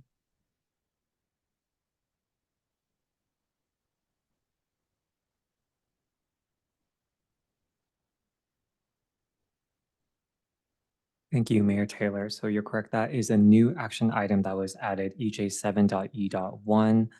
Certainly, as part of our outreach, we really, as mentioned previously, we strive to meet people where they are, and certainly having someone that's a familiar face from the community, I believe would make a great impact to advancing EJ. So certainly that could be looked at. And I think there would be a lot of support behind that. Thank you, Mr. Chan. I appreciate that. And my last comment is just around information, ensuring that the city, county, and state has accurate information. And I'm stating that not to say that anyone has posted anything that wasn't, but just ensuring that we do have accurate information. Because I usually direct folks to the city or the county if there's, I'll just use an example, an extreme heat day, bad air quality day. So just making sure that everyone's information is accurate.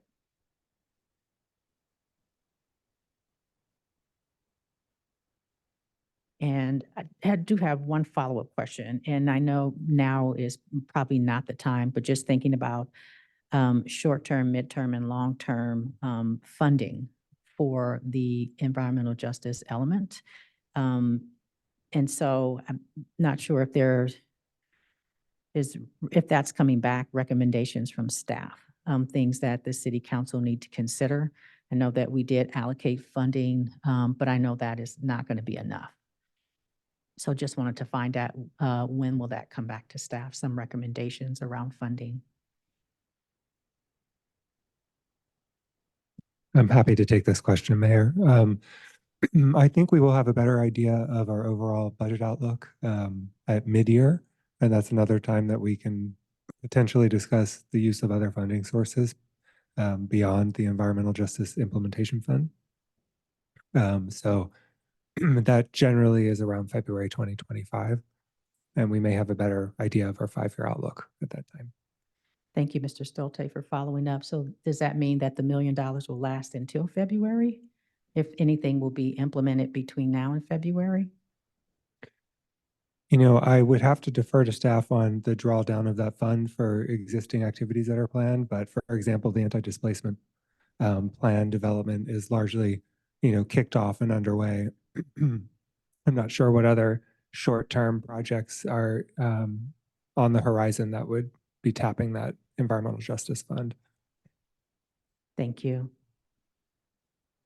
So just to follow up, so the council can wait until February 2025 to provide any direction to staff. We don't need to provide input now. I think that would be a good time to do so. And if we needed direction earlier, we can always return to council at that time. Okay, thank you. So at this time, though, I do not have any additional questions or comments. Yes. Okay. Okay, well, if there are no more follow-up questions from city council members, just wanted to share with CRC, with Kate Kennedy, with our staff, Mr. Chan and Ms. Chow and Mr. Smith, that just wanted to express thank you for all the work that was done. It has been a little bit of a bumpy road getting started initially, but I believe that what was put together collaboratively will definitely be beneficial, not just to the residents that have been impacted, but also to the city as a whole. I'm very happy to have been a part of this, and I'm happy that my council has been huge participants and supporters of this. And to all of our planning commissioners, Eric Calloway with Change Labs, and also Mr. Bradley at M Group. I believe he's still here. Thank you for your work. This has been a wonderful collaboration, and I'm very grateful for everyone's work. So thank you. And at this time, Ms. Herron, if you've captured, oh wait, I think we should probably do a follow-up from staff just to make sure that we are all on the same page. Thank you, Mayor Taylor, for your kind words, and it's been an absolute pleasure working on Menlo Park's first environmental justice element on behalf of the entire project team. Thank you. As part of staff's recommendation this evening, we would also like to highlight and request the council's permission for the project team to make any minor grammatical or formatting edits just for consistency and clarity. If we notice, for example, like a typo, missing a word, we also request that permission from you. And I'm definitely comfortable with that. And do we need to include that in the motion? Yes, thank you, Mayor Taylor. I will include it in the motion just for clarity. Thank you.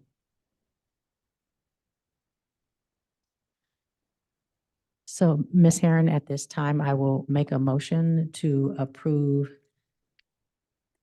adopt the resolution amending the general plan to include an environmental justice element and to update the safety element with all of the modifications that city council members agreed on.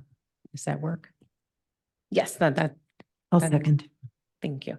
So I have a motion on the floor by Mayor Taylor and a second by City Council Member Nash to adopt resolutions to amend the general plan to include an environmental justice element and update the safety element and determine the actions are addressed in a previously certified subsequent environmental impact report under the California Environmental Quality Act as recommended by the Planning Commission and the update suggested by the Nuestra Casa and Save the Bay with modifications and direction provided by the City Council and for staff to administer any administrative edits as they see needed. Any further City Council question or discussion? Seeing none by roll call vote, City Council Member Nash, Yes. Vice Mayor Combs, Yes. City Council Member Willison, Yes. City Council Member Doer, Yes. Mayor Taylor, Yes. and the motion passes unanimously. Thank you. Thank you.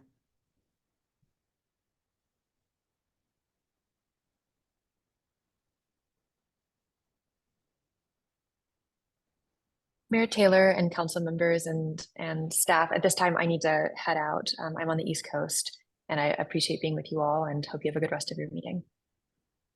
Thank you, Councilmember Dorr, for being here. Our final public hearing is item G2, consider and adopt a resolution approving a variance to reduce the subdivision ordinance front setback required in addition to an existing two-story single-family residence at 600 Kenwood Drive. Here to introduce this item is our senior planner, Chris Turner.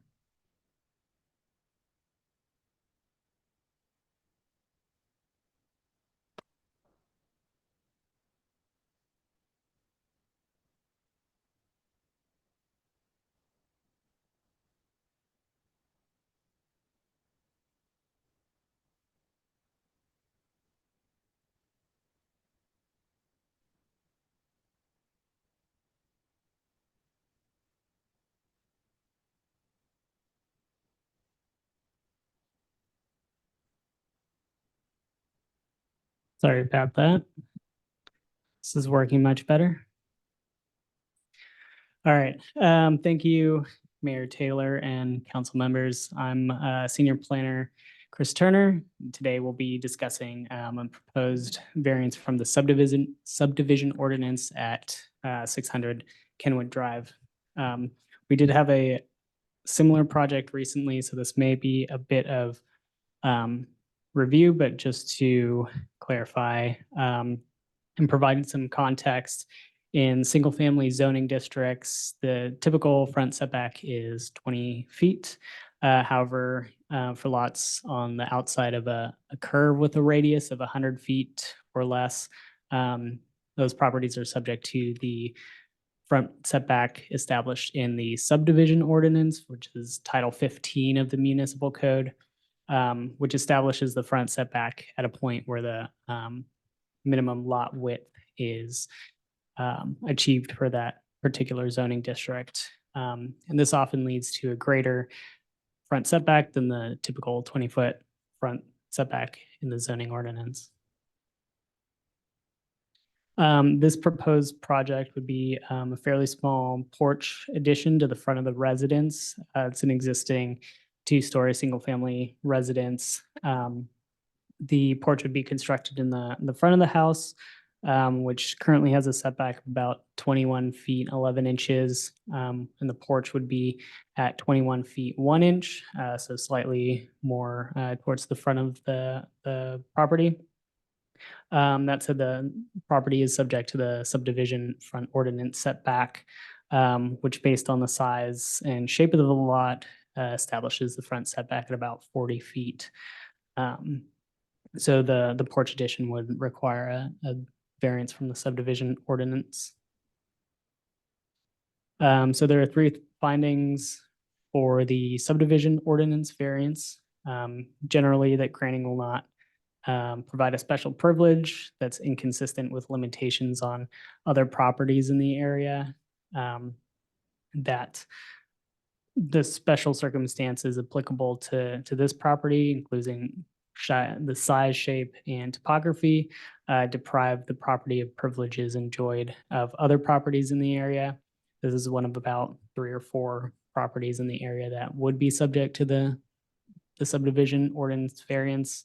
And then that the variance, rather than the strict application of the code, carries out the spirit of the code. And in this case, the project would still comply with the 20-foot zoning ordinance front setback. So staff has determined that the 3 of these findings can be made, and therefore we do recommend approval of the variance. And that is all, so I'm available for questions. Thank you for the presentation. And at this time, just checking in with city council members if they have any clarifying questions before we open the hearing and take public comment. Thank you. City Clerk Karen, can you please call for public comment on this item? Yes, thank you, Mayor Taylor. So at this time, if any member of the public wishes to provide comment on public hearing item G2, consider and adopt a resolution approving a variance to reduce the subdivision ordinance front setback requirement for an addition to an existing 2-story single-family residence at 600 Kenwood Drive. If you are participating in chambers, completing a speaker card at that back table, returning to me at the clerk's desk. Participating virtually, engaging that hand feature bottom of your screen. You are calling in from a landline or a cell phone, pressing *9. And if you are participating from BHCC, you can complete a speaker card at that back table and return to Matt.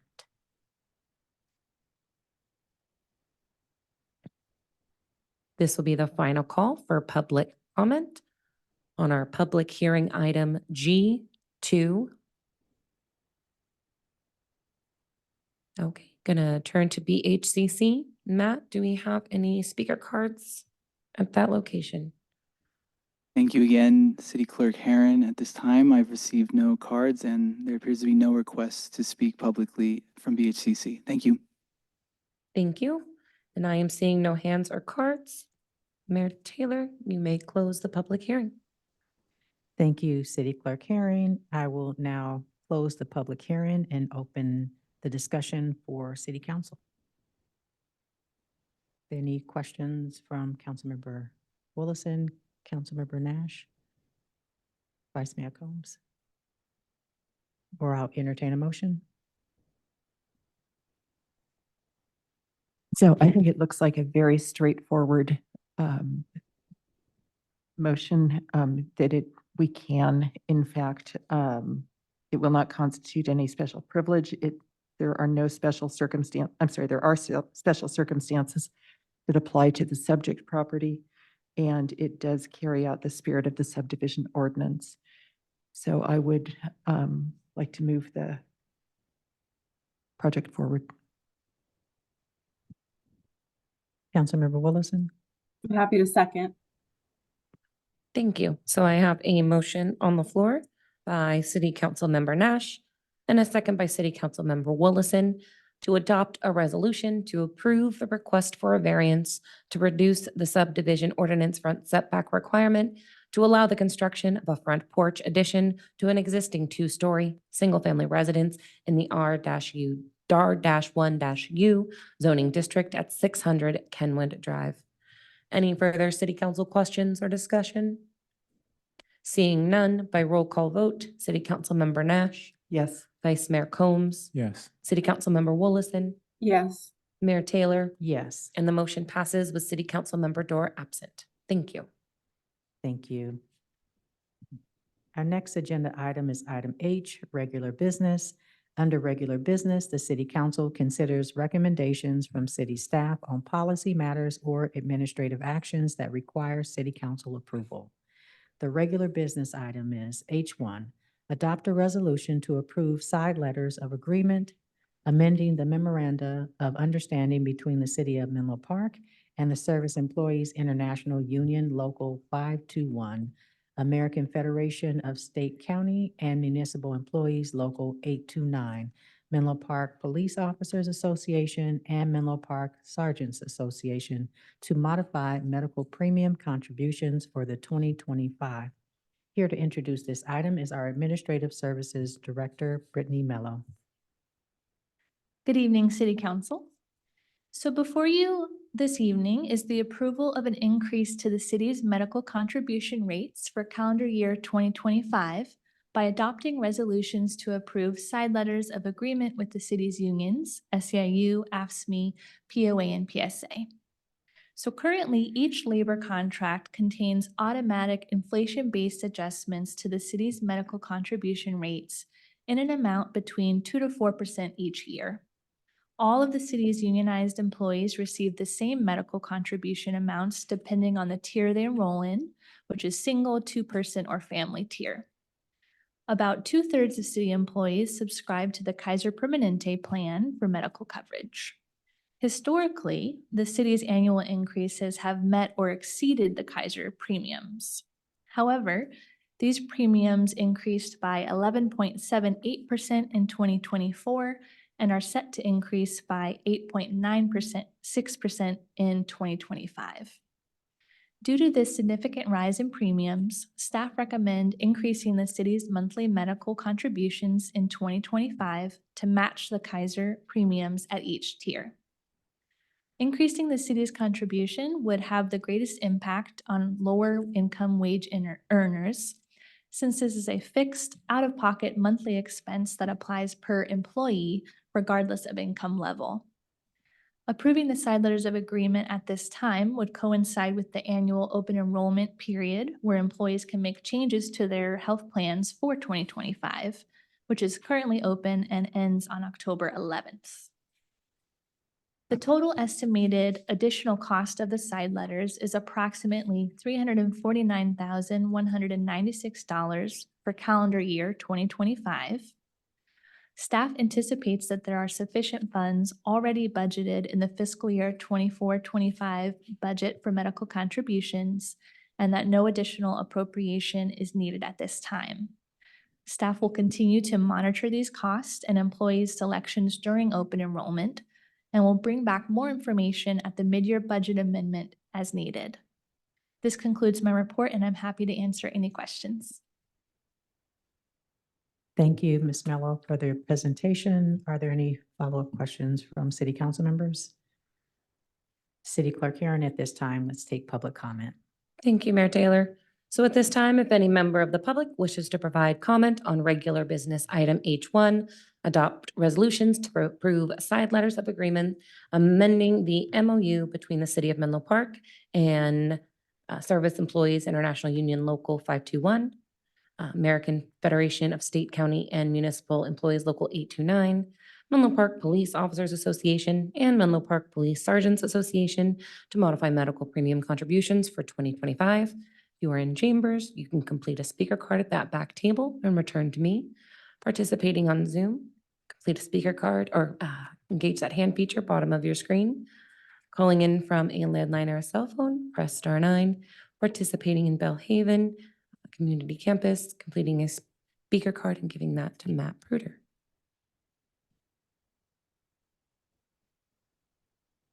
Okay, currently see 2 speakers. So this will be the final call for public comment on regular business item H1. And Matt, I will be turning to you to just check in at BHCC if there are any speaker cards for regular business item H1.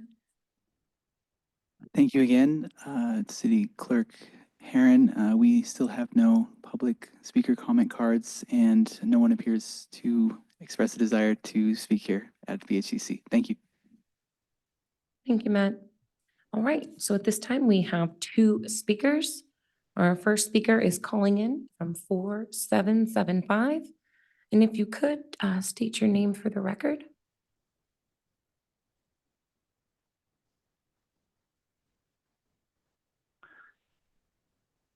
Good evening, Mayor Taylor, City Council members, and staff.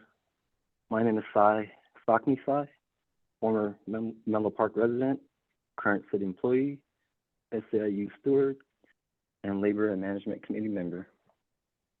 On behalf of SIU members and our families, I would like to express our gratitude and support behind amending the current MOU regarding healthcare benefits.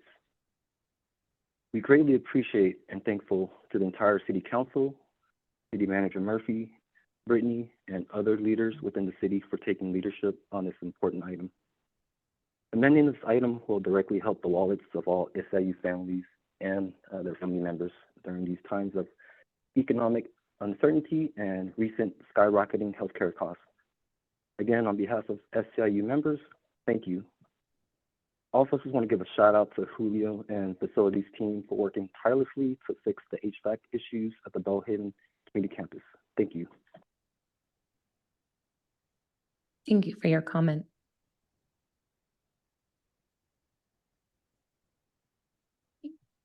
And it does look like the second hand was lowered, but if they would like to re-raise their hand at this time, we can take your comment.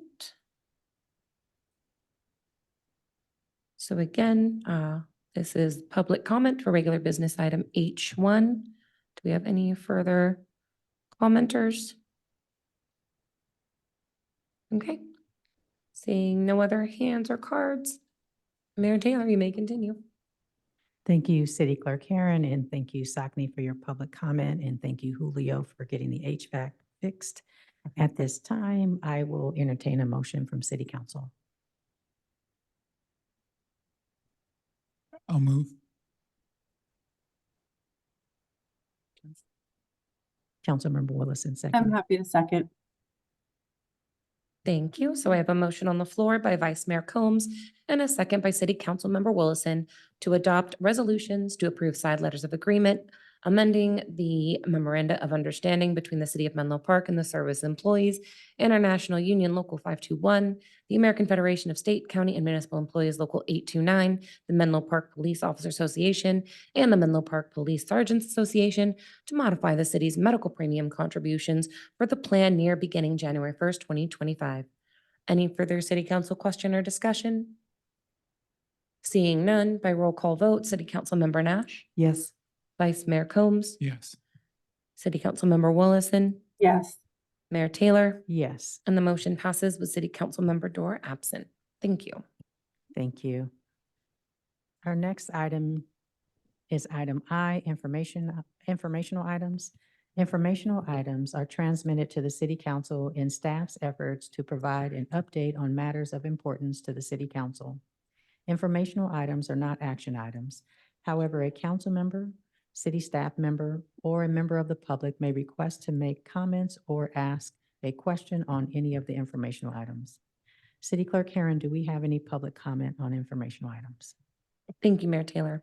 So at this time, if any member of the public wishes to provide comment on our informational items I1, City Council agenda topics for October, or I2, Communitywide Electrification Program, Home Upgrade Services Progress Report, participating in person at chambers, completing a speaker card at that back table, returning to me at the clerk's desk, who are participating virtually, engaging that hand feature bottom of your screen, calling in from a landline or a cell phone, pressing *9, or if you are at the Belhaven Community Campus, completing a speaker card and bringing that to Senior Planner Matt Bruder.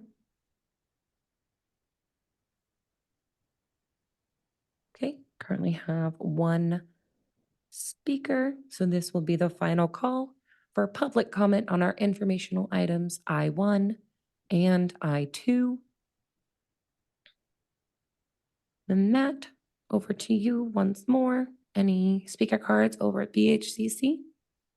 Thank you one last time, City Clerk Herron. We've still received no comment cards, and it doesn't appear anyone would like to speak at this time. Thank you. Thank you, Matt. All right, so we have our one speaker inviting up Brian Schmidt and commenting on item I2.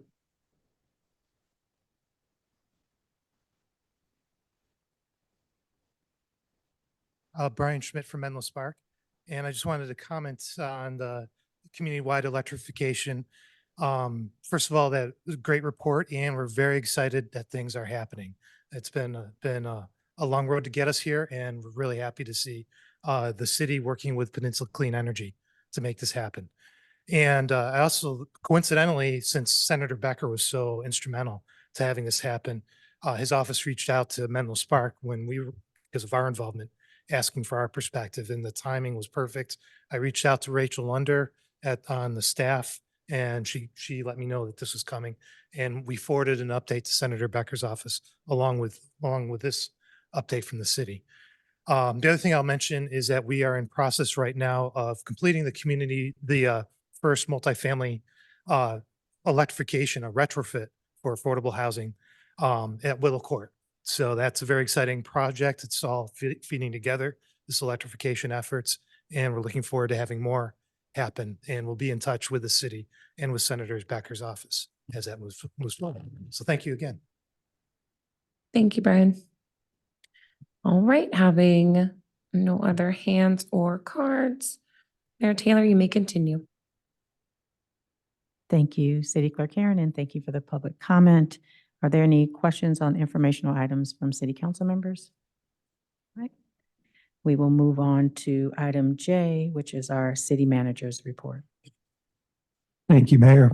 The first update is just that the city would like to encourage anyone who is interested in contributing to the future of housing in Menlo Park to apply for a seat on the Housing Commission. This is a very exciting opportunity. Applications are actually due this Friday, September 27th. And if you are not interested, please help us spread the word. You can find more information on our website at menlopark.gov. And then the second quick update is just that we will be wrapping up our City Hall re-roofing project in about 3 weeks. This is to allow a new solar installation. And that is just helping us continue our goals of greening our municipal operations and advancing the city council's goal of climate action. So this is the first of a few re-roofing projects that you'll be seeing this fall. And that's all. Thank you. Appreciate the update. And at this time, we'll go to item K, which is city council member reports. Are there any city council reports since our September 10th meeting? Councilmember Nash. Yes, I've got a report on two different commissions or committees that I'm sitting on. One is a new committee. It's part of CCAG, and it's the Resource Management and Climate Protection Committee. And I went to my first meeting last week, and it's just fascinating, the information that they're going through there. We had a presentation on the RICAPs, the Regionally Integrated Climate Action Plan Support, Emissions Inventory, History, Process, and Trends. Also a presentation on the regional input for city and council level greenhouse gas emission inventories in development of statewide inventories by the UC Berkeley Energy and Resources Group. And finally, there was a presentation on BOSCA, the Regional Water Demand and Conservation Projections Study. I don't really have anything that I pulled out of each of those. Just if anyone's interested, please let me know, and I will try to fill out a sheet that will go with the minutes. And then the second meeting was the final meeting of the year for the County of San Mateo Department of Emergency Management, the Emergency Services Council. And again, it was very interesting. They're doing a lot of updating joint exercise. I'm sorry, they updated the joint powers agreement, which will be coming to the city now, through legal, through staff, and to the city council for approval. That had not been updated since 2014. So there were some changes just in how the Department of Emergency Services is managed and how they report in, and lots of changes about just minor changes, how it goes through the system to the cities. They're doing a lot of just augmenting whatever the city is doing on the all hazards countywide evacuation plans and also on storm planning. And there's a lot, there's a team there. It's now 14 people with the Department of Emergency Management. Last year it was 7 people. There's a new administrator who is just fantastic. And her name is Shruti. I don't think I can. Dipodkar, who's the Department of Emergency Management and is just doing amazing things with the group. And again, if anyone has any interest in any of these items, feel free to reach out to me, and I will also try to get the information, the meeting information to City Clerk Karen. Thank you. Thank you, Councilmember Nash. Are there any other report outs? Okay, I have a report out on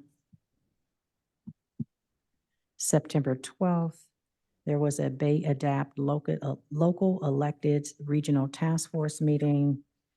BCDC is working on their regional shoreline adaptation plan, and which is what Mr. Chen was referring to earlier. The draft is available for review. Also, BCDC was interested in knowing what role the cities want BCDC to support, whether it is policy guidance, looking for funding and education. And that was pretty much what we discussed on September 12th. And if there aren't any other report outs at this time, I would like to adjourn our meeting in honor of 3 community members that have passed. One is Mama D, who is big in our Polynesian community. The second is Bo Crane. Bo Crane was with the Historical Association. And then last is Miss Alberta Lee. I believe she was the eldest member. She passed away at 108 years old. And this meeting is adjourned. Thank you.